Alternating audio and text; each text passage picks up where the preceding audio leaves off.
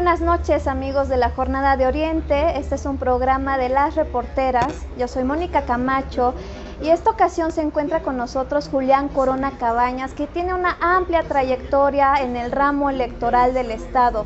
Él participó en el Instituto Electoral del Estado, responsable de organizar las elecciones locales muchos años de su vida, ocupó cargos muy importantes y se encuentra con nosotros para que nos comparta un análisis de los dos últimos procesos ordinarios que ha tenido el Estado. El de 2021, que todavía está en proceso de ser resuelto por los tribunales electorales, en el caso de aquellas elecciones que enfrentan impugnaciones, y el de 2018. Julián, te doy la bienvenida, me da mucho gusto tenerte en el programa. No, al contrario, Mónica, muchas gracias por invitarme, un saludo a tu auditorio y pues estamos aquí con gusto participando con ustedes. Muchas gracias, Julián. Me gustaría empezar por tu trayectoria. Pocas personas tienen voz autorizada para hacer un análisis de los procesos electorales. Yo creo que tú eres una de estas personas por todo el trabajo que has recopilado en tu vida profesional. Me gustaría saber, ¿cuándo llegas? ¿En qué año llegas al Instituto Electoral del Estado? Pues mira, yo llegué al tema electoral incluso antes de que existiera el Instituto Electoral del Estado. De hecho, mi primera participación ya como una actividad permanente fue en la elección de 1998, cuando todavía era Comisión Estatal Electoral, que fue la elección de gobernador de Melquiades Morales Flores, que resultó ganador en esa ocasión. Y ya después, en el año 2000, se crea el instituto y como personal de la comisión, bueno, pues pasamos al Instituto Electoral del Estado. Esto me ha permitido participar en procesos electorales pues prácticamente del 98 hasta el 2018, ocupando, como tú bien dices, diferentes cargos, ¿no? ¿Cuántas elecciones son? Pues son más de 9 elecciones. Es 98, 2001, 2004, 2007, 2010, 2013, 2017 y el 2018. 2016, 2018, así es. ¿Fuiste secretario general? Así es, yo fui secretario general del Consejo General del Instituto del 2003 al 2012. ¿Eso quiere decir que estabas a cargo de toda el área jurídica del organismo? Exactamente, nosotros nos encargábamos en la Secretaría General del todo el tema de vigilar el principio de legalidad, organizar las sesiones del Consejo General, de la Junta Ejecutiva, ¿no? También lo que se refiere a tramitación de recursos, de impugnaciones, de quejas, de todo ese tipo de trámites, que con motivo de la reforma del 2011 ya se unifica en una sola figura, que es la del secretario ejecutivo. El famoso secretario ejecutivo. Tú ya no participas en la Secretaría Ejecutiva como titular a partir de esta reforma, pero sí sigues formando parte del Instituto Electoral del Estado. Sí, así es. En 2012, una vez que concluye el encargo de secretario general del instituto por desaparecer la figura, me hacen favor de nombrarme director técnico del secretariado, que básicamente es un área de staff o de apoyo de la oficina del secretario ejecutivo en este tipo de labores, ¿no? Consejo General, Junta Ejecutiva, coordinación de órganos transitorios. Así es, lo que te permite entrar en contacto con dos institutos diferentes, porque un instituto del que tú formaste parte en una etapa inicial organizó elecciones en donde el PRI se alzaba con la victoria y después llega la etapa de la transición en 2010, cuando el PAN arriba al poder. Así es, y de hecho pudimos participar en la organización de esos procesos electorales y pues a lo largo de más de 20 años, ¿no? Estuvimos ahí trabajando en esos temas. Así es. Me gustaría saber qué singularidades encuentras en cada uno de estos últimos procesos electorales ordinarios, el de 2021 y el de 2018. Claro. Pues mira, yo creo que para iniciar con esto habría que decir lo que creo que todos los que trabajamos en elecciones sabemos, ¿no? Ningún proceso es igual. Yo siempre comentaba ahí en el instituto cuando laboraba por allá que los procesos son como los hijos, ¿no? No te sale ninguno igual. Entonces, por más experiencia que tienes, pues siempre te enfrentas a retos nuevos, a circunstancias distintas, ambientes políticos diferentes, ¿no? Entonces yo creo que para poder hacer una aproximación adecuada al análisis de los procesos 2018 y 2021, tendríamos que remontarnos a la reforma constitucional del 2011, que en el estado de Puebla marcó pues el inicio de lo que se conoce ahora como la jornada electoral única, ¿no? concurrente que ya estamos acostumbrados a vivirla en 2018 y en 2021. Así es, cuando elecciones federales se organizan al mismo tiempo que las locales. Exactamente, anteriormente en el estado de Puebla y hasta el 2013 la elección federal se celebraba en un año distinto al de la elección local, pero a raíz de esta reforma del 2011 que te platico se hizo un ajuste en la Constitución donde se modificaron en principio la fecha de entrada en funciones de los cargos electos, ¿no? Si recordarás, anteriormente eran enero y febrero cuando entraban en funciones diputados, ayuntamientos, ¿no? Incluso la gubernatura del estado. Sí. A raíz de esa reforma ya es 15 de septiembre, 15 de octubre y 14 de diciembre cuando entran diputaciones, ayuntamientos y la gubernatura del estado. Y para lograr empatar, ¿no?, la elección local con la elección federal y hacer esta elección concurrente, se prevé en los transitorios de esta reforma del 2011 una ampliación en la duración de los mandatos de diputaciones y ayuntamientos electos en 2013 y una reducción del tiempo de duración del encargo de la gubernatura que se eligió en el 2016. Así es. Entonces, ese cambio en la Constitución y esa ampliación de la duración de los mandatos, yo creo que es algo que se debe tomar en consideración para poder hacer una aproximación adecuada al análisis de lo que fue el proceso 2018 y en consecuencia el proceso 2021, ¿no? ¿Por qué? Porque en un lapso de 8 años, de 2010 al 2018, en el estado de Puebla vivimos 3 elecciones para la gubernatura. Y si nos vamos a 2019 ya son 4 elecciones a la gubernatura, ¿no? Entonces, cuando lo ordinario es que cada 6 años se renove la gubernatura y en un periodo de 8 años tendrías una elección más 2 años de la siguiente gubernatura. Fue un ¿no? periodo difícil para el Instituto Electoral del Estado porque el hecho de que estuviera en el foco de atención en tantas elecciones por un cargo que es tan peleado, la gubernatura, lo hizo complicado para el instituto. Fue un periodo complicado, sobre todo, no solamente por el tema de la celebración de estas 3 elecciones de la gubernatura, sino porque también en ese ínter se dio la reforma constitucional del 2014, donde se deja de lado el sistema de organización de las elecciones, digamos, federal y mutamos al sistema nacional de elecciones, ¿no? Con la creación del Instituto Nacional Electoral, sus nuevas atribuciones respecto de los procesos electorales locales y esta nueva forma de organizar los procesos ahora ya todos concurrentes a través de casilla única, etcétera, ¿no? Así es. ¿Tú crees que este cambio fue favorable? Hay muchos cuestionamientos que enfrenta esta modificación de crear el Instituto Nacional Electoral y estos organismos públicos locales electorales, entre estos el de Puebla, el Instituto Electoral del Estado. Pues mira, yo creo que es una forma distinta de organizar el proceso electoral.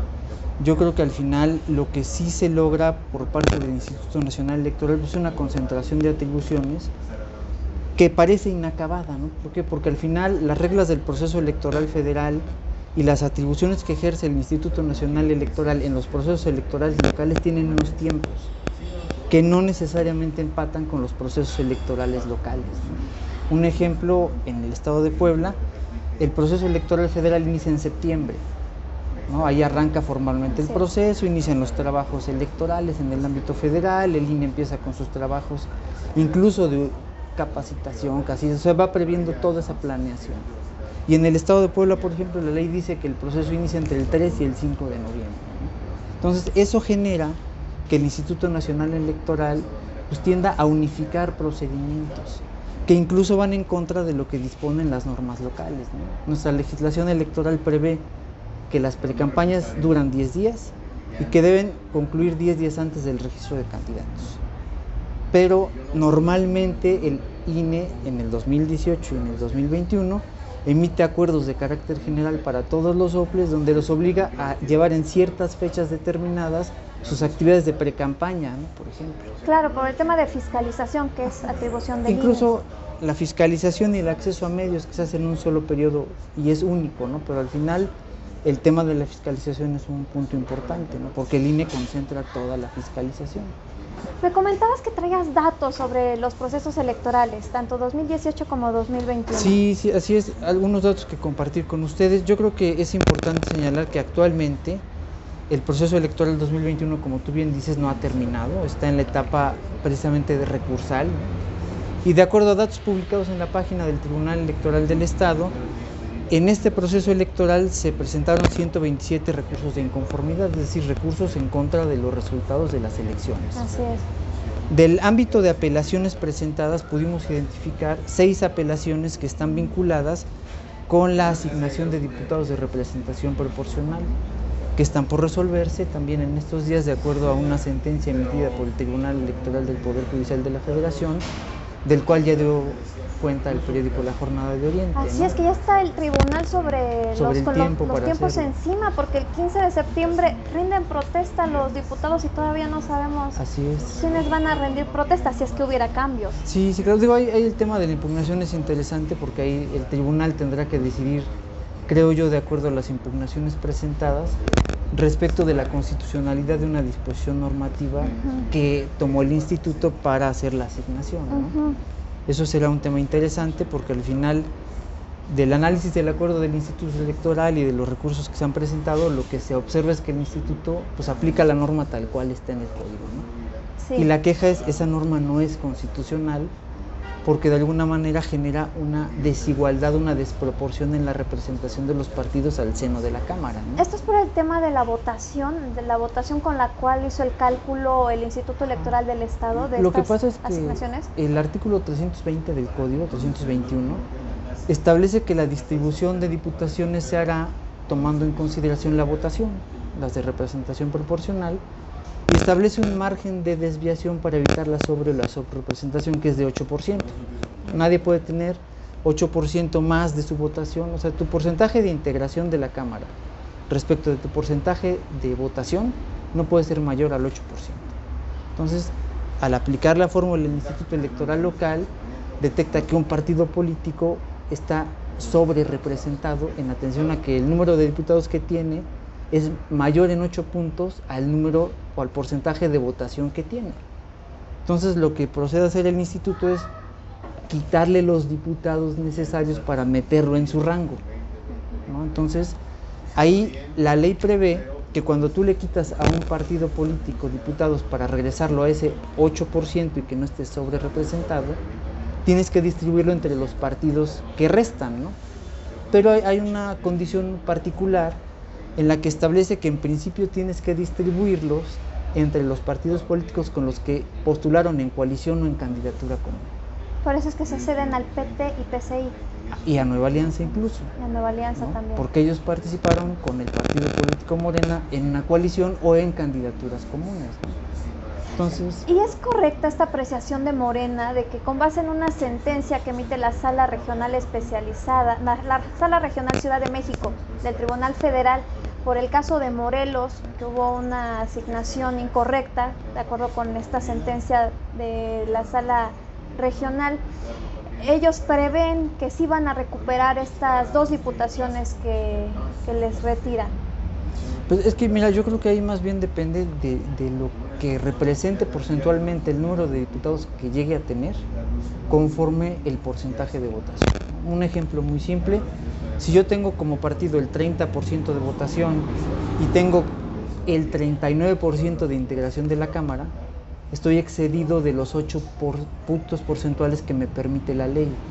Entonces lo que tiene que hacer la autoridad electoral es quitarme un diputado para regresarme a mi rango y no estar sobre representado. Entonces, esto todavía no está definido. No está definido, incluso yo te lo puedo decir, en todos los años que llevé trabajando en el instituto, invariablemente se impugnan las asignaciones de representación proporcional e invariablemente hay cambios. Siempre son las Entonces, posiciones peleadas. y al final, como son fórmulas, muchas veces la interpretación, la aplicación, la ejecución incluso de la propia fórmula, pues trae sus complicaciones, ¿no? Entonces nos decías que son 127 recursos en total y de estos 6 relacionadas con no, las son diputaciones de 127 inconformidades, Ajá. 6 apelaciones que tienen que ver con asignaciones de diputaciones de representación proporcional, y además hay 66 juicios de protección de derechos político-electorales que tienen que también estar bien con resultados de las elecciones. Y de estos 66, 3 JDCs tienen que ver con la asignación de las diputaciones de representación proporcional. ¿Qué te dicen a ti esos números? Pues ¿Por mira, qué tantas impugnaciones? realmente respecto del 2018, por ejemplo, nos mantenemos en parámetros impugnativos normales, Es por así lo que decirlo, pasa en ¿no? Puebla. 199 impugnaciones en total en 2021 contra 213 impugnaciones que hubo en 2018. ¿213? 213. Fueron 205 inconformidades y 8 apelaciones.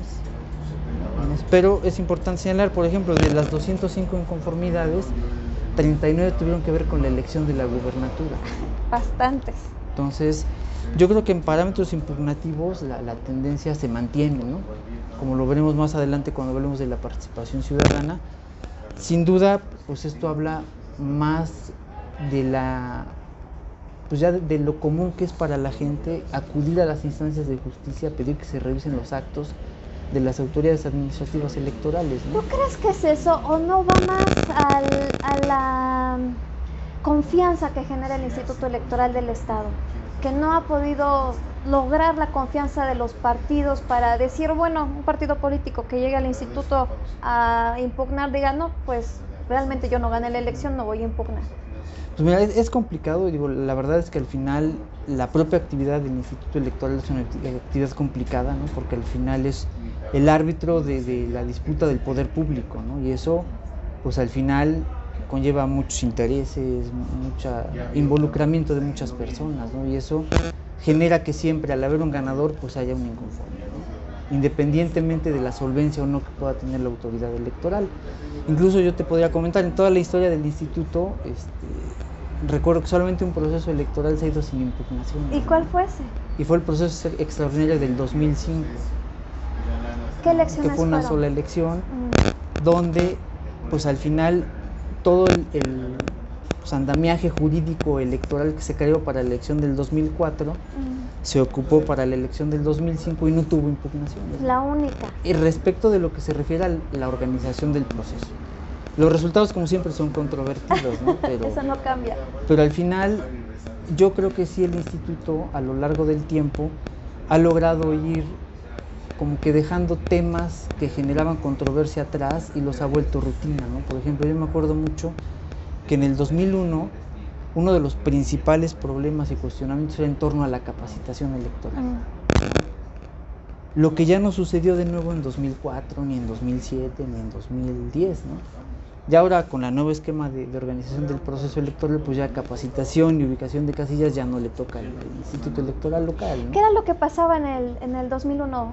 ¿Cuál era el problema con la capacitación? Mira, ahí el problema era que había muchos cuestionamientos respecto de si los capacitadores locales acudían a visitar a todos los ciudadanos, de que se hacía o no una capacitación selectiva, de que si los avances eran reales o no. O sea, y se creó toda una metodología incluso para verificación de los avances de capacitación con la intervención de la Contraloría Interna y de otras instancias, ¿no? Entonces, esta metodología se aplicó posteriormente en todos los procesos siguientes y se logró quitar esa duda respecto de los procesos de capacitación, ¿no? Por ejemplo. ¿Existía duda de que estaban capacitados para favorecer a cierto partido? O de que si se capacitaba a todos, o que si un capacitador decía visité a 10 ciudadanos y realmente los visitaba, ¿no? Entonces, incluso se hacían verificaciones hasta con figuras espejo de la Contraloría Interna, por ejemplo, ¿no? Entonces yo creo que a base de este tipo de implementación de acciones se ha logrado abatir la desconfianza.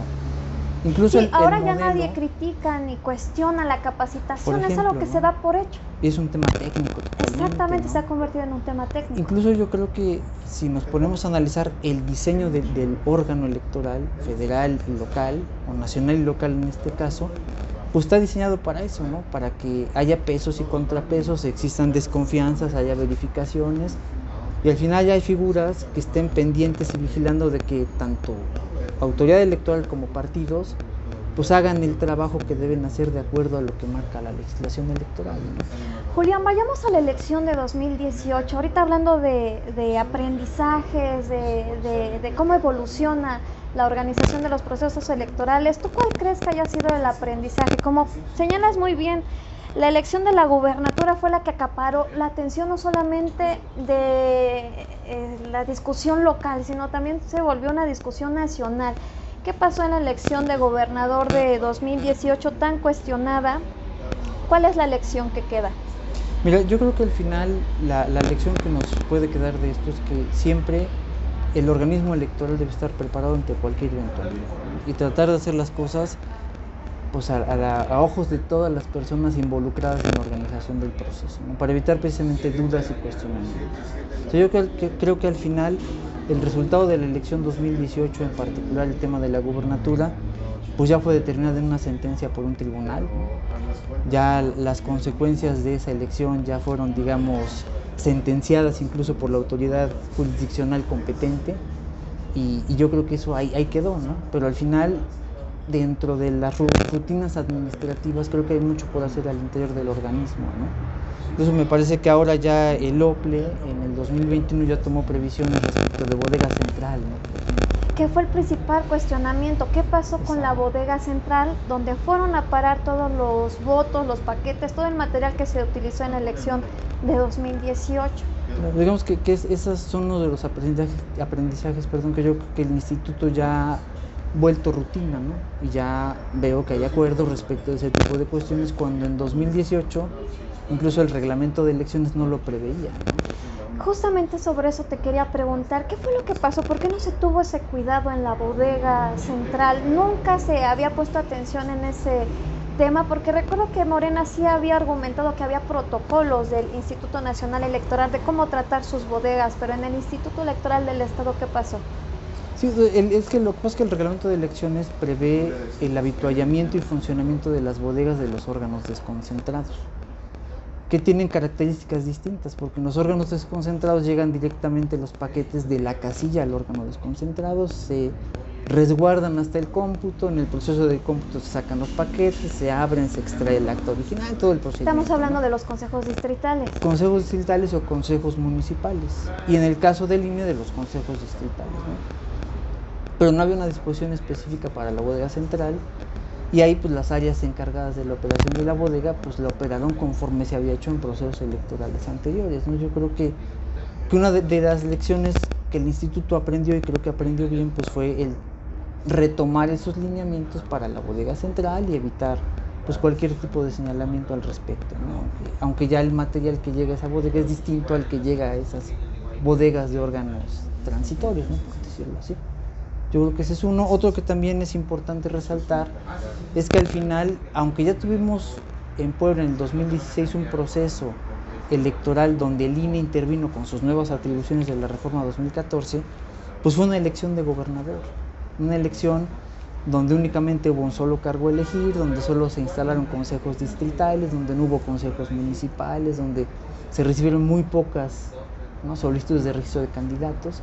Y el 2018 fue realmente la primera experiencia de una elección concurrente, ¿no? Así es. Donde ya el Instituto Nacional Electoral no estaba abocado a las necesidades del proceso local como en 2016, sino ya llevaba en paralelo su proceso electoral federal, y eso pues sí genera una dinámica distinta, ¿no? Entonces yo creo que otra cuestión que también se puede rescatar de eso es que al final la experiencia del 2018 sirvió para que en el 2021 ya esas rutinas de participación en conjunto del INE y el OPLE en procesos concurrentes pues ya estuvieran mucho más ensayadas, practicadas, más sencillas, ¿no? Ya fue una experiencia ya vivida, ¿no? Julián, el último punto que me gustaría tocar de la elección de 2018 fue este famoso centro de operación del PAN que se instaló en el Hotel donde se habló de la participación de funcionarios electorales, incluso del Instituto Electoral del Estado.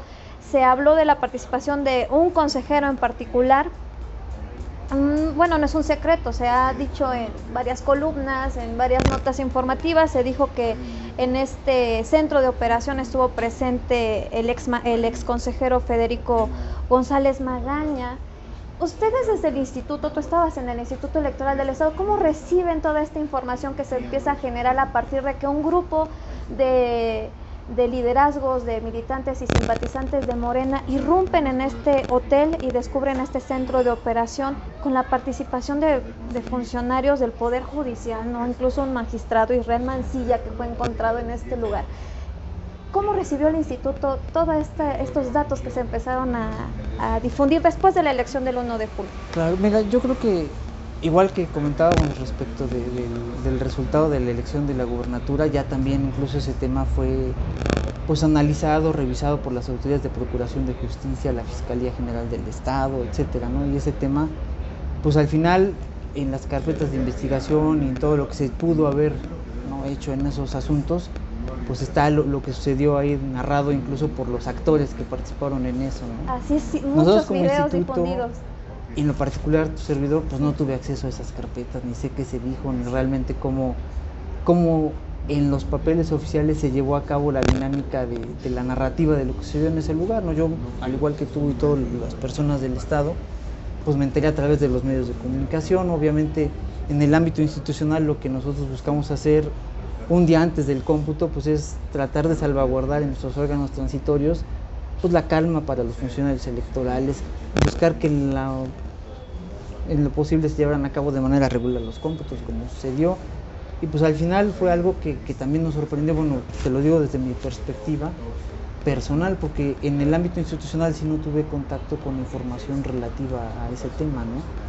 Porque pues era un asunto totalmente ajeno al instituto, ¿no? Incluso pues los trascendidos, las noticias, las columnas son las que nos dieron cuenta de lo que sucedió y cómo es que sucedió de acuerdo a las personas que lo vivieron, ¿no? Pero lo que sí te puedo decir es que al interior pues la preocupación era más que nada garantizar y asegurar que pues el desarrollo de los cómputos que eran un día después se llevara de manera ordinaria, ¿no? Así es. Incluso algo importante también que se debe señalar es que te estaría haciendo llegar, porque ustedes no los traigo aquí a la mano, Okay. para poder comparar cuántos cómputos supletorios hubo en las elecciones del 2018 y del 2021, ¿no? Porque yo creo que eso es también importante, porque al final da cuenta no solamente de la actuación del órgano electoral en el ámbito transitorio, sino del ambiente de paz social, gobernabilidad y efervescencia que existe en municipios y distritos. Sí, es, ¿no?, un indicativo de esto. Yo creo que sí, y lo que te vas a dar cuenta es que no, afortunadamente, no hay municipios que se repitan elección tras elección, ¿no? Eso significa que al final las medidas que toman los órganos electorales, atendiendo los criterios de los tribunales, son eficientes, ¿no? Porque si no sería muy sencillo que la gente inconforme se organice, tome un consejo, queme las boletas y entonces repetimos la elección, todo, ¿no? Incluso, por ejemplo, en toda la historia de las elecciones que hemos platicado, en un periodo que va de 2001, que fue la primera elección del instituto, al 2021 que hemos visto, te puedo decir que yo recuerdo solamente que en 2 ocasiones hemos hecho cómputo supletorio de una elección de diputados, ¿no? Pero en 2013 fue la elección de Acatlán de Osorio y en el 2018 fue la de Huauchinango, ¿no? Por ejemplo, solo en 2 ocasiones. De ahí pues los municipios han ido variando, hay unos que repiten una elección, en otra, pero al final lo que se busca es eso, ¿no? Generar un mecanismo que permita despresurizar los problemas en el municipio y atraer el cómputo al centro. Entonces yo creo que es un buen indicativo, no solamente respecto de la actuación de la autoridad electoral, sino del tema de control de gobernabilidad, de seguridad pública, de efervescencia política, social, etcétera, ¿no? Entonces, si vemos que en un año se dispararon el número de cómputos supletorios, podría ser señal de que algo falló en el tema de gobernabilidad. Es que es muy multifactorial, ¿no? Por ejemplo, yo decía, para poder entender bien el 2018, tendríamos que remontarnos al 2011, porque en un municipio pequeño, donde normalmente la renovación de la presidencia es cada 3 años, tuvo que esperarse 4 años, 8 meses para renovar la presidencia, ¿no? Claro. Y al ser la presidencia municipal la autoridad más cercana a la ciudadanía, pues no siempre los terceros años son los mejores, ¿no? Entonces, mucha de esa contención respecto de la renovación que no se dio en el 2016 se volcó en el 2018, ¿no? Ya en términos de análisis, digamos, fuera de lo que es la dinámica de la organización del proceso, ¿no? Porque al final pues es muy mecánico, ¿no? Los actos son los mismos, se repiten, pero los factores externos pues siempre influyen. Ahora sí, vamos a la elección de este año. Tú la viviste desde fuera, la pudiste observar a través de las cifras que brindan de manera oficial el Instituto Electoral del Estado, los tribunales electorales. En esta elección, algo que fue muy criticado fueron las demoras en el registro de candidatos. Fue los errores en la impresión de boletas electorales, de documentos electorales, porque también hubo errores en la impresión de actas. También fue muy cuestionado la distribución de los paquetes electorales. Se hizo pocas horas antes de que iniciaran el proceso, bueno, la jornada electoral en algunas demarcaciones. ¿Tú cómo observas qué fue lo que falló en el instituto, que fue tan evidente estos problemas de organización? ¿O qué otros factores tú identificas que pudieron haber impactado en el desarrollo del proceso electoral y que tuviéramos esos resultados? Claro. Mira, yo creo que también aquí, para poder hacer una aproximación también correcta a esto, creo que también es importante traer algunos datos a la mesa, ¿no? Sí. Porque de acuerdo a datos que publica el Instituto Electoral Local, en el 2021 hubo 2.101 registros otorgados, ¿no? Divididos de la siguiente manera: 13 listas de representación proporcional, es decir, una lista por cada partido político. Esto implica 15 fórmulas de diputados, ¿no?, por cada una de las listas. Fueron 244 fórmulas de candidaturas a diputaciones locales, ¿no?, por partido político, por coalición, y 1.844 planillas para renovar a los integrantes de los ayuntamientos, de las cuales 11 fueron candidaturas independientes. Entonces, el universo de registro de candidaturas fue grande, eso es un factor importante. A diferencia del 2018, hubo 13 partidos políticos con posibilidades de contender en la elección local. En el 2018 fueron solo 11, por ejemplo. Y otro factor también que hay que, digamos, ponderar, que yo creo que es lo que nos va a ayudar a contrastar bien lo que está sucediendo, es que para el 2021, por primera vez en el estado, se dio una campaña de 30 días, ¿no? Entonces, esto yo creo que pudo generar un esquema de mayor preparación en el OPLE para poder absorber el asunto del registro de candidaturas. ¿Por qué? Porque mira, la ley prevé que el registro de candidatos se da en la cuarta semana previa a que inicien las campañas. Entonces, si la campaña en este caso empezó por ahí del 4 o 5 de mayo, ¿no?, en el 2021, esto quiere decir que el registro de candidaturas tuvo que haber iniciado el 4 de abril, o sea, la primera semana del mes de abril, entendiendo como semana la que va de lunes a domingo, ¿no?, de acuerdo a lo que dice el código. Pero el Instituto Electoral Local tomó un acuerdo donde ajustó el plazo para el registro de candidaturas, y el registro de candidatos empezó una semana antes, es decir, empezó la última semana de marzo, ¿no? Entonces, ahí digamos que hubo lo que la ley prevé ordinariamente son 7 días para el registro de candidaturas. Se hizo un ajuste en el plazo de registro de candidaturas y se amplió, por así decirlo, 7 días, ¿no? Entonces se inició en la última semana de marzo. El registro fue la última semana de marzo y la primera semana de abril. Entonces ahí lo que al final también se puede ver de los acuerdos aprobados, de lo que trasciende en los medios de comunicación, de lo que al final se comenta en tema de noticias, de columnas, etcétera, es que tal vez hubo poca previsión en el tema de contratación de personal, por ejemplo, ¿no?, de logística, de ese tipo de cuestiones. Y yo creo que es a lo que habría que analizar, ¿no? Digo, al final ha habido muchas resoluciones ahora por los tribunales, por ejemplo, en el tema de las quejas, ¿no?, que hay retraso en el trámite de quejas, que hay, dicen los medios, más de 500 quejas sin resolver y que no han salido y que hay medidas cautelares y que no se han desahogado, etcétera, etcétera, ¿no? Pero al final yo creo que eso es un tema que debe quedar incluso en el análisis, porque ha habido sentencias que ordenan dar vista a la Contraloría Interna, por ejemplo. Así es, pues ya tendrá por que ser el medidas órgano cautelares interno, que no se dictaron en su momento por parte del Instituto o por Electoral atraso del en la tramitación de asuntos, etcétera. Entonces yo creo que ahí al final, pues el propio organismo electoral tendrá que analizar, ¿no?, ya sea por la vía de la planeación, la programación y la presupuestación, o la determinación de responsabilidades, qué fue lo que pasó, ¿no? Porque solamente pues quien lo vivió lo sabe, ¿no? A lo mejor un poco el tema de inexperiencia, a lo mejor un poco de tema de cambio de funcionarios, a lo mejor un tema de dinámicas nuevas con el Instituto Nacional Electoral, o sea, porque al final algo que también tenemos que señalar es que la operación del INE y la operación del órgano local son totalmente diferentes, ¿no? Y la experiencia que yo pudiera tener, por ejemplo, como funcionario de un consejo distrital del INE, es muy distinta a la que pudiera necesitar como integrante del órgano superior de dirección del OPLE, ¿no? Porque las cosas que hacen son diferentes.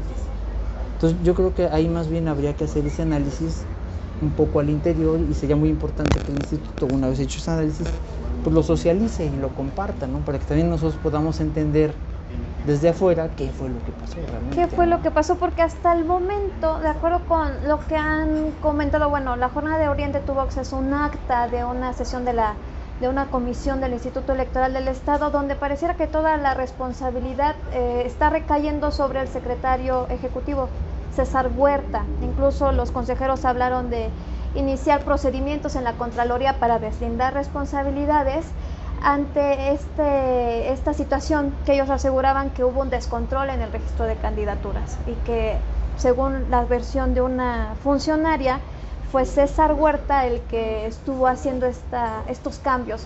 Y te pregunto a ti, que conoces muy bien el funcionamiento del instituto, ¿es posible que un solo funcionario sea responsable del registro de candidaturas? Porque pues hay otros órganos, están los propios consejeros, Claro. que son los que firman finalmente el acuerdo, los que aprueban el acuerdo. Es una responsabilidad compartida. Totalmente es una responsabilidad, por eso es un órgano colegiado, por eso es una responsabilidad compartida. Incluso la ley es muy clara. Mira, aquí la gran ventaja, que a la vez es una de las grandes críticas a la forma en que se organizan elecciones en México, es que hay lo que podemos decir como una sobreregulación, o sea, todo está regulado. En Y materia hay muy electoral, difícil que haya zonas grises, ¿no? Donde alguien pueda pasar por la zona gris sin que nadie se dé cuenta y pueda hacer algo, ¿no? O sea, yo creo que eso es bien complicado. Incluso si tú revisas el código, en particular el artículo 213 del código, establece cuál es el proceso para el análisis de las solicitudes de registro, ¿no? Y ahí están, digamos, vinculados en lo operativo el secretario ejecutivo, el consejero presidente, la dirección de prerrogativas, ¿no? Que hacen un análisis de la documentación. Obviamente ahí el área técnica operativa que se encarga de analizar la documentación físicamente, pues es la dirección de prerrogativas. Pero desde hace muchos años, para, digamos, objetivizar ese tipo de labores, se diseñó un sistema, ¿no? Por ejemplo, donde se hacen capturas, donde se hacen análisis, donde se emiten reportes, ¿no?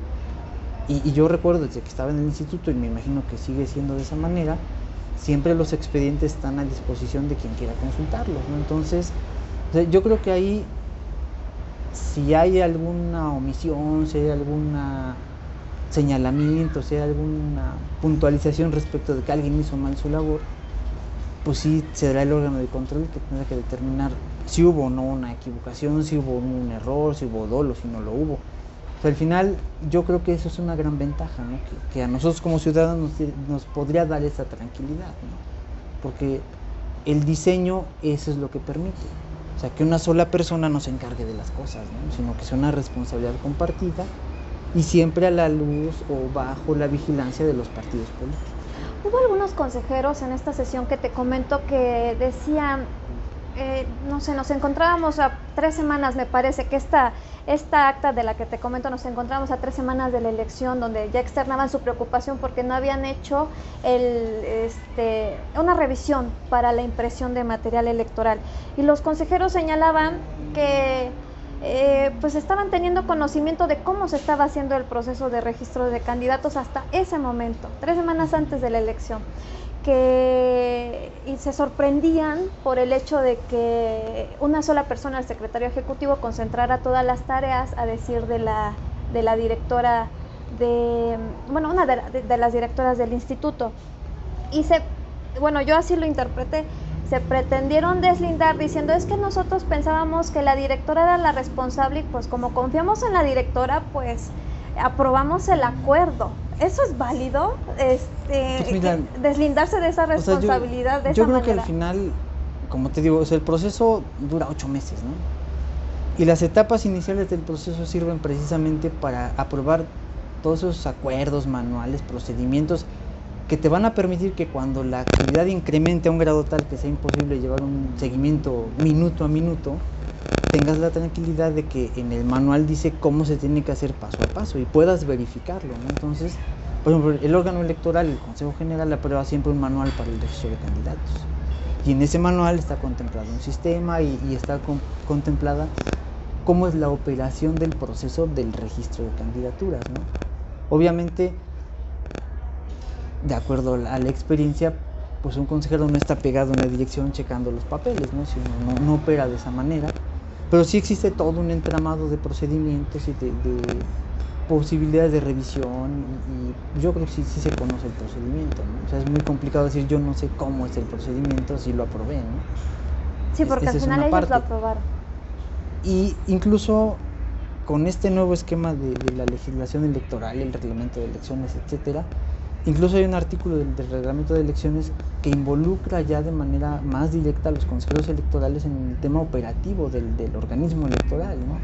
O sea, no solamente en la aprobación de las decisiones en el consejo. No sé si tú has observado en la dinámica del Instituto Nacional Electoral que muchos de los puntos que se discuten en las sesiones se presentan a propuesta de los propios consejeros que trabajan con sus comisiones, etcétera, etcétera, ¿no? O sea, como que esa es la nueva dinámica de la organización de la elección y de la participación de todas las figuras. ¿Y es lo que falta en el Instituto Electoral del Estado?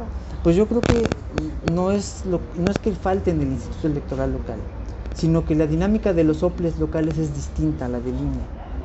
Y yo creo que el siguiente paso, ahora que está tan en boga el tema de la reforma electoral y si desaparecen o no los OPLES, o sea, es llegar a una estandarización real de procedimientos, ¿no? Porque muchos OPLES en todo el país se quejaban, por decirlo de alguna manera, de la forma en que el INE estandarizaba procedimientos, ¿no? Por ejemplo, nosotros nos pasó en el 2018. Teníamos prevista por ley una precampaña, por decirte algo, a mediados de marzo.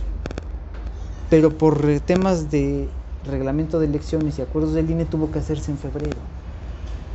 Entonces, hay disposiciones que emite el INE que incluso dejan sin efecto disposiciones legales en las entidades federativas, ¿no?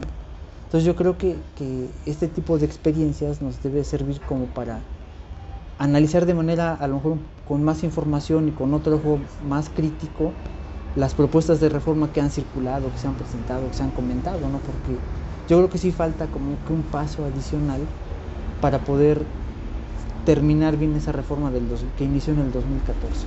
Entonces, el deslinde de responsabilidades abonaría a identificar cuáles son en dónde se encuentran los errores, los fallos. Claro, o sea, yo creo que eso es básico, ¿no? O sea, al final, si tienes un manual que te dice cómo se hace, tienes la posibilidad de verificar si lo que dice el manual se hizo, ¿no?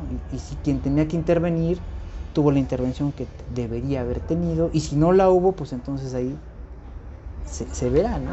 Claro. Yo no creo que una sola persona pueda tener, digamos, esa posibilidad de interferir en todo el proceso del registro, ¿no? Entonces, ¿tú crees que están construyendo un chivo expiatorio en la figura del secretario ejecutivo para decir, pues él fue el que lo hizo? Pues mira, yo lo que creo es que hay que revisar, ¿no? O sea, al final, pues como humanos nuestra naturaleza es falible y pudo haber errores, ¿no?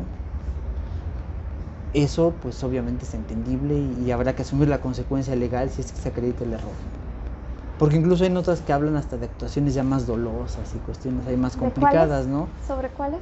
Pues hay notas que dicen, no, es que se pusieron de acuerdo, no es que lo hacían para beneficiar a alguien, no es que hubo una interferencia para no sé qué. O sea, yo creo que al final, pues todo queda ahí, ¿no? Y queda la duda cuando existe la posibilidad de hacerlo objetivamente verificando a través de la revisión, ¿no?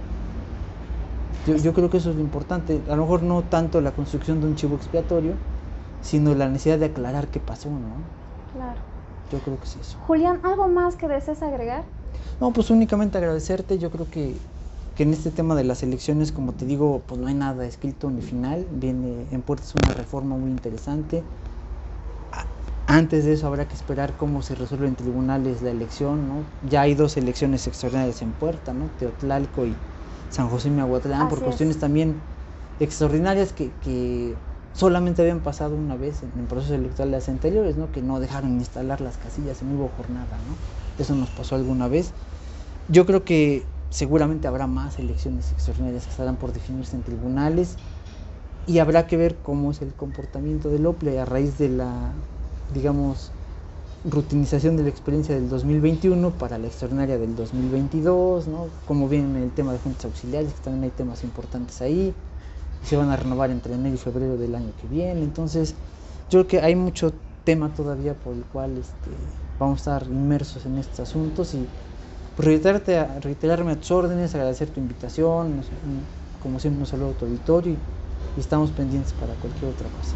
Muchas gracias, Julián. De verdad que esta charla fue muy reveladora de cómo se viven los procesos y más allá de la disputa política, cómo se ve desde el área técnica, desde esta óptica de irlos perfeccionando para ir reduciendo las dudas, la falta de credibilidad que muchas personas pueden tener en el instituto, cómo ir resolviendo esto. Sí, algo importante que sí me gustaría para cerrar es que desde que yo estaba en el instituto y ahora más, es un reconocimiento a la labor que hace el Instituto Electoral del Estado, un reconocimiento a la labor que hacen los funcionarios del Instituto Electoral local, porque no es una tarea fácil, ¿no? O sea, no solamente estar inmerso en la pelea por el poder público, ¿no? Sino es incluso estar sometido a jornadas extenuantes, a dejar de lado a tu familia, ¿no? A no verlos en días, etc. Yo creo que es importante señalar lo que tú dices, ¿no? La idea es que a través de las experiencias se perfeccione la actuación del instituto, se consolide al organismo electoral y cada vez haya más confianza en el organismo y en los funcionarios que lo integran, ¿no? Que sí son profesionales y pues a eso se dedican, ¿no? Trabajan día a día en esos temas. Muchas gracias, Julián. No, al contrario, gracias a ti. Muchas gracias, Julián. No, al contrario, gracias a ti. Muchas gracias también a todos los que siguieron esta transmisión. Ya nos estaremos viendo en otro programa de Las Reporteras. Hasta la próxima.